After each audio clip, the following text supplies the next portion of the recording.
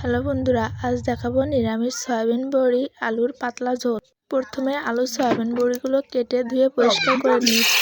এবার কড়াইতে তেল দিয়ে সয়াবিনগুলো লাল লাল করে ভেজে নামিয়ে নিব। তারপর সেই কড়াইতে আবার তেল দিয়ে জিরে, তেজপাতা, শুকনো লঙ্কা, কাঁচা লঙ্কা ফোড়ন দিয়ে দেবো।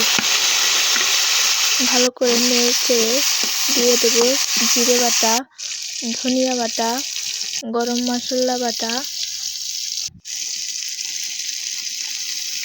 এবার দিয়ে দেবো শুকনো ঝালের গুঁড়ো আর মশলা ধোয়া জলটা দিয়ে ভালো করে কষিয়ে নিয়ে মশলা দিয়ে তেল ছেড়ে দিলে দিয়ে দেবো আলুগুলো লাল লাল করে ভেজে নিয়ে